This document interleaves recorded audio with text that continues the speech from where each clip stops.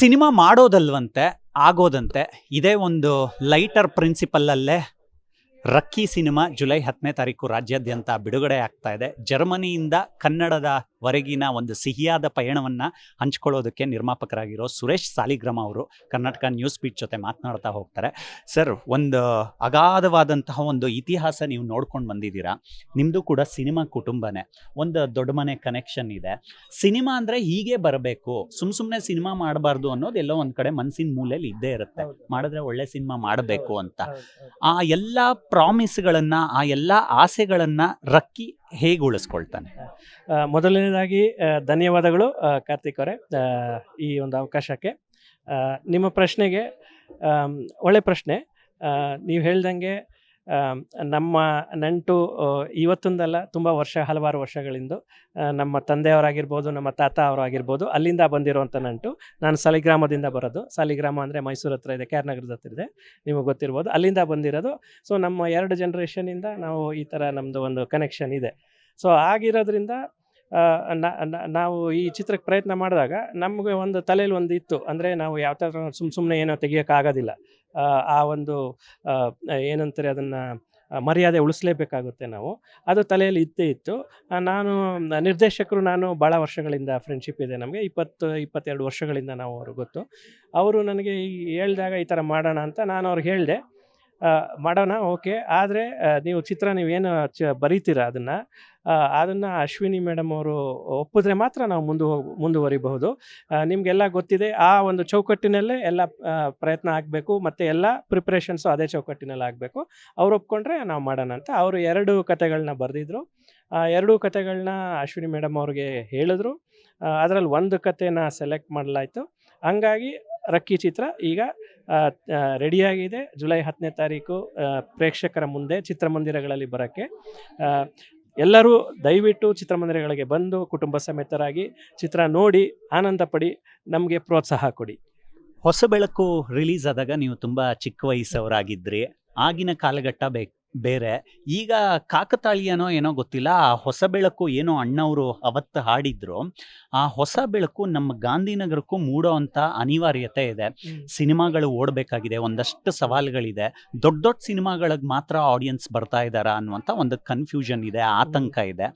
ಆ ನಿಟ್ಟಿನಲ್ಲಿ ರಕ್ಕಿ ಎಷ್ಟು ಸ್ಪೆಷಲ್ ಆಗ್ತಾನೆ? ನಿಮ್ಮ ಲೆಕ್ಕಾಚಾರಗಳೇನು ಈಗಿನ ಇಂಡಸ್ಟ್ರಿ ಬಗ್ಗೆ? ಬಹಳ ಕಷ್ಟ ಲೆಕ್ಕಾಚಾರ ಬಗ್ಗೆ ಹೇಳೋದಾದರೆ. ಇದೊಂದು ಪ್ರಯತ್ನ. ನಾ ಹೇಳ್ದಂಗಾಗಲೇ ಇದೊಂದು ಪ್ರಯತ್ನ ಎಲ್ಲ ಚಿತ್ರತಂಡದಿಂದ. ತುಂಬ ಹಾನೆಸ್ಟಾಗಿ ಎಲ್ಲರೂ ಇಡೀ ಚಿತ್ರತಂಡ, ಆರ್ಟಿಸ್ಟ್ಗಳಾಗಿರ್ಬೋದು, ಟೆಕ್ನಿಷಿಯನ್ಸ್ ಆಗಿರಬಹುದು, ಎಲ್ಲರೂ ಬಹಳ ಶ್ರಮವಹಿಸಿ ಮಾಡಿರೋಂಥ ಒಂದು ಚಿತ್ರ ಇದು. ನಾನು ಆಗಲೇ ಹೇಳ್ದಂಗೆ ಕುಟುಂಬ ಸಮೇತರಾಗಿ ಎಲ್ಲರೂ ನೋಡುವಂಥ ಒಂದು ಚಿತ್ರ. ಸೊ ಎಲ್ಲರೂ ಬಂದು ಚಿತ್ರಮಂದಿರಕ್ಕೆ ನೋಡಬಹುದು. ಇದು ಎಷ್ಟರ ಮಟ್ಟಿಗೆ ಸಕ್ಸಸ್ ಆಗುತ್ತೆ ಅನ್ನೋದು ಎಲ್ಲ ಅಭಿಮಾನಿಗಳ ಮೇಲೆ ಇರೋದು. ಸೊ ಅಭಿಮಾನಿಗಳು ನಮ್ಮನ್ನ ಆಶೀರ್ವಾದ ಮಾಡಿದ್ರೆ, ನನ್ನ ಮಗ ರಕ್ಕಿನ ಹೀರೋ ಆಗಿ ತಪ್ಪಿಕೊಂಡ್ರೆ ನಾವು ಇನ್ನೂ ಮುಂದೆ ಕೆಲವಾರು ಚಿತ್ರಗಳನ್ನ ಮಾಡೋ ಅವಕಾಶ ಬರಬಹುದು ನಮಗೆ. ನಿಮಗೆ 2 ಗುಡ್ ಸೈನ್ಸ್ಗಳು ಓಪನ್ ಆಯಿತು. ಒಂದು ಮುಹೂರ್ತದ ಟೈಮಲ್ಲಿ ಅಶ್ವಿನಿ ಪುನೀತ್ ರಾಜ್ಕುಮಾರ್ ಮೇಡಮ್ಮು ಕ್ಲಾಪ್ ಮಾಡಿದ್ರು. ಇವತ್ತು ರಿಲೀಸ್ ಟೈಮಲ್ಲೂ ಕೂಡ ಟ್ರೇಲರ್ ಲಾಂಚ್ ಮಾಡಿಕೊಟ್ಟಿದ್ದಾರೆ. ಅವ್ರ ಸಪೋರ್ಟ್ ಬಗ್ಗೆ ಏನು ಹೇಳ್ತೀರಾ ನೀವು? ನಾನು ಹೇಳೋಕ್ಕೆ ಪದಗಳೇ ಇಲ್ಲ ಆ್ಯಕ್ಚುಲಾಗಿ. ನಾನು ಆವಾಗಲೇ ಒಂದು ಸಲ ಹೇಳಿದೆ, ಅಶ್ವಿನಿ ಮೇಡಮ್ ಅವರು ನಮಗೆ ಚಿತ್ರ ಶುರು ಆಗೋಕ್ಕಿಂತ ಮುಂಚೆ ನಾನು ಹೇಳಿದ್ನಲ್ಲ, ಕಥೆಯಿಂದ ಹಿಡಿದು ಅಲ್ಲಿಂದನೇ ನಮಗೆ ಬೆಂಬಲ ಕೊಟ್ಕೊಂಡು ಬಂದಿದ್ದಾರೆ. ಸೊ ನಾನು ಪದದಲ್ಲಿ ಅದನ್ನು ಎಕ್ಸ್ಪ್ರೆಸ್ ಮಾಡಿದ್ರೆ ತಪ್ಪಾಗುತ್ತೆ. ನೀವೇ ನೋಡಿದ್ರಿ, ಕ್ಲ್ಯಾಪ್ ಮಾಡೋದಕ್ಕೂ ಬಂದಿದ್ದರು, ಟ್ರೈಲರ್ಗೂ ಬಂದಿದ್ದರು, ಮತ್ತು ಇನ್ನೆಲ್ಲದಕ್ಕೂ ಅಶ್ವಿನಿ ಮೇಡಮ್ ಅವ್ರ ತಂಡನೇ ನಮಗೆ ಸಪೋರ್ಟ್ ಮಾಡ್ತಿರೋದು. ವಜ್ರೇಶ್ವರಿ ಸ್ವಾಮಿ ಅವರು ನಿಮಗೆ ಗೊತ್ತಿರಬಹುದು, PRK ಸಂಸ್ಥೆಯಿಂದ ಬಂದಿರೋದು. ಅವರು ನಮಗೆ ಬೆನ್ನೆಲುಬಾಗಿ ನಿಂತಿದ್ದಾರೆ ಎಲ್ಲ ದಾರಿ ಉದ್ದಕ್ಕೂ. ಅಶ್ವಿನಿ ಮೇಡಮ್ ಅವರು ಇಲ್ಲ ಅಂದಿದ್ರೆ, ಅವ್ರ ಸಪೋರ್ಟ್ ಇಲ್ಲ ಅಂದಿದ್ರೆ ಈ ಚಿತ್ರ ನನ್ನ ಅನಿಸಿಕೆಯಲ್ಲಿ ಬಹಳ ಕಷ್ಟ ಆಗ್ತಿತ್ತು ನಮಗೆ ಮಾಡಲಿಕ್ಕೆ ಕಷ್ಟ ಆಗ್ತಿತ್ತು ಅನ್ನೋದಕ್ಕಿಂತ ಅವರು ನಮಗೆ ಓಕೆ ಕೊಡದೆ ಹೋಗಿದ್ದಿದ್ರೆ ನಾವು ಈ ಚಿತ್ರಕ್ಕೆ ಕೈ ಹಾಕ್ತಾ ಇರಲಿಲ್ಲ. ಅವರು ಓಕೆ ಕೊಟ್ಟಿದ್ದಕ್ಕೆ ನಾವು ಇದಕ್ಕೆ ಕೈ ಹಾಕಿರೋದು. ಸೊ ಹೆಜ್ಜೆಗೂ ನಮಗೆ ಅವ್ರ ಸಪೋರ್ಟು ಇದ್ದಿದ್ರಿಂದನೇ ನಾವು ಈ ಒಂದು ಪ್ರಯಾಣದಲ್ಲಿ ಯಾವ ಅಡೆತಡೆನೂ ಆಗಿಲ್ಲ ನಮಗೆ. ಸುರೇಶ್ ಸರ್, ನೀವು ಮೂಲ ಕನ್ನಡಿಗರು. ಮಗ ರಕ್ಕಿ ಜರ್ಮನಿಯಲ್ಲಿ ವಿದ್ಯಾಭ್ಯಾಸ ಮುಗಿಸಿ ಬಂದಿರೋದು.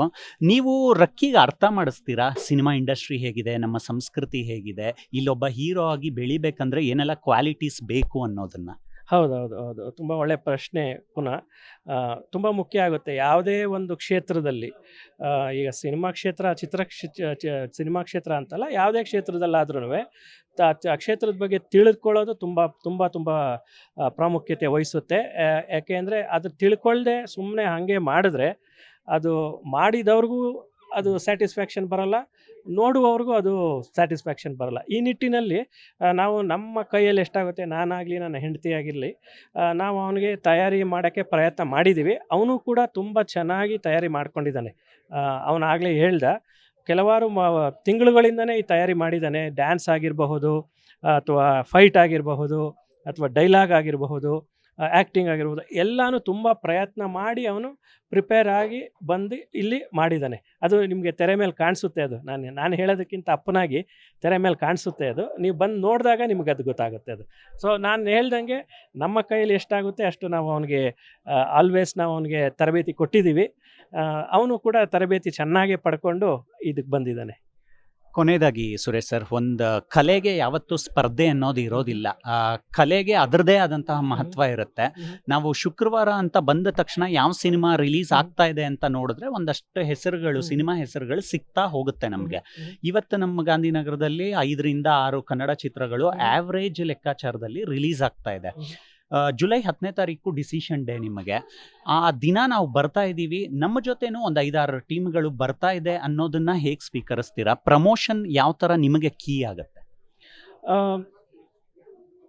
ಪ್ರಮೋಷನ್ ಡೆಫಿನೆಟಾಗಿ ಬೇಕೇ ಬೇಕು. ಯಾವುದೇ ಪದಾರ್ಥ ಆದ್ರೂ ನೀವು ಪದಾರ್ಥ ಮಾಡೋದು ಒಂದು, ಪದಾರ್ಥ ಮಾಡೋದು ಈಸಿ ಇಲ್ಲ. ಪದಾರ್ಥ ಮಾಡೋಕ್ಕೆ ಅದರದೇ ಅಡೆತಡೆಗಳು ಮತ್ತು ಪ್ರಯತ್ನಗಳು ಇರುತ್ತೆ. ಒಂದು ಪದಾರ್ಥನ ಮಾಡಿ ರೆಡಿ ಮಾಡಿದ್ಮೇಲೆ ಅದನ್ನು ನೀವು ತಲುಪಿಸ್ದೆ ಹೋದರೆ ಜನಗಳಿಗೆ, ಆ ಪದಾರ್ಥ ಎಷ್ಟೇ ಚೆನ್ನಾಗಿದ್ರು ಪದಾರ್ಥ ಜನಗಳಿಗೆ ಗೊತ್ತಿಲ್ಲದೆ ಆದರೆ ಆ ಪದಾರ್ಥ ಏನು ಯೂಸ್ ಇಲ್ಲ. ಸೊ ಆ ನಿಟ್ಟಿನಲ್ಲಿ ನಮ್ಮದೂ ಅಷ್ಟೇ, ಪದಾರ್ಥ ರೆಡಿಯಾಗಿದೆ, ಪ್ರಮೋಷನ್ ತುಂಬ ಮುಖ್ಯ. ನಮ್ಮ ಕೈಯಲ್ಲಿ ಏನಾಗುತ್ತೆ ಅದನ್ನು ಮಾಡ್ತಾಯಿದ್ದೀವಿ. ಇನ್ನು ಮಿಕ್ಕಿದೆಲ್ಲ ಜನಗಳಿಗೆ ಬಿಟ್ಟಿದ್ದು. ನಂಬಿಕೆ ಇದೆ, ಜನಗಳು ಇದನ್ನು ತಗೋತಾರೆ ಅಂತ ನಂಬಿಕೆ ಚೆನ್ನಾಗಿದೆ ನಮಗೆ. ಸೊ ಜುಲೈ 10ನೇ ತಾರೀಕು ಕಾಯ್ತಾ ಇದ್ದೀವಿ. ನೋಡೋಣ, ದೇವ್ರ ದಯೆ, ಅಭಿಮಾನಿಗಳ ಒಂದು ಪ್ರೋತ್ಸಾಹ. ಓಕೆ ಸರ್, ಒಳ್ಳೇದಾಗಲಿ ರಿಲೀಸ್ಗೆ. ಒಂದು 2 ಹೆಸರುಗಳು ತಗೊಳಕ್ಕೆ ಇಷ್ಟಪಡ್ತೀನಿ, ನಿಮ್ಮ ಏನು ಇಲ್ಲ ಅಂದರೆ. ನಾನು ಆಗಲೇ ಹೇಳ್ದಂಗೆ ಕೆಲವು ವ್ಯಕ್ತಿಗಳು ತುಂಬ ನಮಗೆ ಸಪೋರ್ಟ್ ಮಾಡ್ತಾ ಬಂದಿದ್ದಾರೆ. PRK ಅಫ್ಕೋರ್ಸ್ ಅಶ್ವಿನಿ ಮೇಡಮ್ ಅವರು. ನಾನು ಅವ್ರದ್ದು ಏನು ಹೆಸರು ಹೇಳೋಂಗೆ ಇಲ್ಲ, ನೀವೇ ನೋಡಿದ್ದೀರ.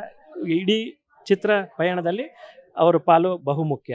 ಅದೇ ರೀತಿ ವಜ್ರೇಶ್ವರಿ ಸ್ವಾಮಿ ಅವರು ಬೆನ್ನೆಲುಬಾಗಿ ನಿಂತಿದ್ದಾರೆ. ಅದೇ ರೀತಿ ನನ್ನ ಒಂದು ನನ್ನ ಕಸಿನು ಮೈಸೂರಲ್ಲಿರೋದು ಸತೀಶ್ ಅಂತ ಹೇಳಿ, ಅವರು ಅಪ್ಪು ಅವ್ರಿಗೆ ಬಹಳ ಕ್ಲೋಸು.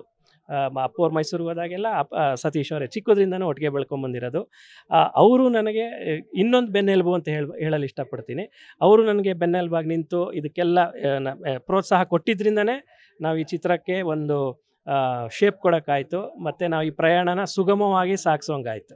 ಈ ನಿಮ್ಮ ಮಾಧ್ಯಮದ ಮೂಲಕ ನಾನು ಅವ್ರಿಗೆಲ್ಲ ಧನ್ಯವಾದ ಹೇಳಲು ಇಷ್ಟಪಡ್ತೀನಿ. ಓಕೆ ಸರ್, ನಿಮಗೆ ದೊಡ್ಡ ಮನೆ ಸಾತು ತುಂಬ ದೊಡ್ಡದಾಗಿ ಸಿಗ್ತಾ ಇದೆ. ರಕ್ಕಿ ಸಿನಿಮಾ ಕೂಡ ದೊಡ್ಡದಾಗಿ ಹೆಸರು ಮಾಡಲಿ ಅನ್ನೋವಂಥ ಒಂದು ಆಶಯ. Thank you so much for your time. Thank you. ಇವಿಷ್ಟು ನಿರ್ಮಾಪಕರಾಗಿರುವಂಥ ಸುರೇಶ್ ಸಾಲಿಗ್ರಾಮ ಅವರ ಮಾತುಗಳು. ಕ್ಯಾಮ್ರಾ ಪರ್ಸನ್ ಗೋಪಿ ಜೊತೆ ಮಾವಳಿ ಕಾರ್ತಿಕ್, ಕರ್ನಾಟಕ ನ್ಯೂಸ್ ಬೀಟ್.